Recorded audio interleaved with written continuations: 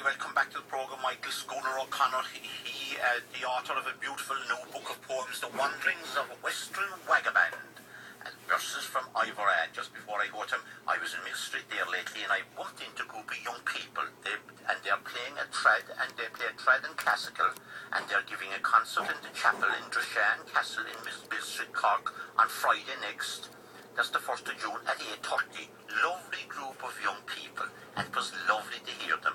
They were formed last September, and they play, as I say, trad and classical, and they're giving which will be a beautiful concert in the chapel in Droshan Castle in Mill Street, Cork, on Friday night at 8:30.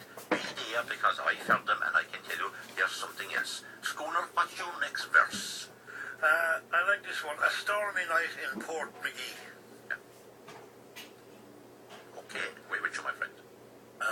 One night it was very stormy and the water was nearly coming over the bridge, and I just tried to write this with the rain and everything else to remember it until I got across. I can see my hacienda from across the bridge in Port McGee, and the warm glow of that little cabin lights. Like a beacon in the darkness, it will guide me safely back through the thunder of the torrents to my humble little shack. I can hear the surging waters as they splurge beneath the bridge, and that west wind whistling wildly across the nights. The crashing waves are crushing against the harbour wall nearby, and the lightning flashes fiercely in the sky. No moon is shining, it is black as pitch. The rains lash down my face, the stars have disappeared now. Just bleakness there in space. Yet still I see that little light, and it still keeps luring me to the safety of my Lababiog as I cross that raging sea. I'll soon be in my warm bed, safe from the tempest roar, where I'll sleep in peace and comfort across the bridge in Corrimore. Beautiful stuff, and you have seen all aspects of weather back there, of course, from where you are, where your little hacienda is, as you call it, across the village. You have the perfect view. I would bet you'd sit inside that window and you'd just sit down, maybe sip a little Irish whiskey and look out and watch the weather change. It must be lovely. It's absolutely, it's like looking at a different picture every day. I don't care whether it's raining or whether the sun is shining or it's misty or foggy, because everything about that lovely place just inspires me.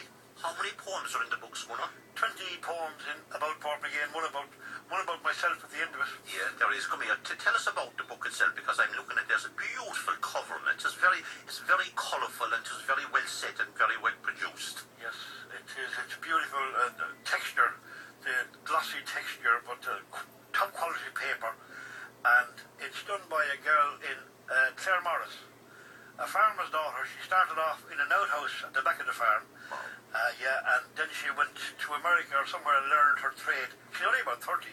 Melissa Welsh, Midwest Design is called, and she's fantastic.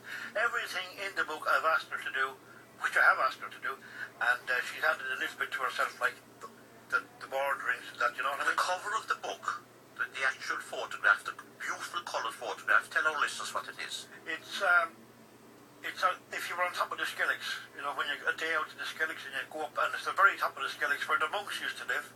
You can see some of the little bee coves, I think you used to call them. Well, at least the beehive things. The ruins of one of them. Yeah. And you can see the steps which seem to ascend to the sky here, you know. So, and the sea down looks so far. The photograph is fantastic. What's the girl's name that printed the book? Melissa Welsh. Melissa Welsh. Come here. I'm Clare Morris, County Mayo. We're good at a few things, you know? Yeah, I'm fascinated by the back cover. Oh, yes. Because it's completely and utterly different. Yeah. Well, our family crest, it says, thank you, Father Inglesby, for teaching me Latin. He was the best teacher I have ever had, along with Mr. Griffin, I must say, in Valencia. He was a great teacher as well. And I said to myself at one stage, I must meet these two gentlemen and tell them they're the best teachers there. And I did meet them and told them anyway. Nec timeo, nec spare no means, neither do I fear nor do I despise. Neither do I fear and neither do I despise. Yeah. Well said. It's a nice one, yeah. Come here, what's your final choice of music? And we might dedicate it to the Kennedys below in the morning. Oh, of course, yeah. Ger and his wife. Oh, to Ger, thank you very much, Ger, and Pat, thank you very much. You're wonderful to help me this way, and also the staff are wonderful as well. What's your next choice? The next choice is Shenandoah. Oh, lovely. It's a It's a lovely Shannon, little I love, I love your, yeah.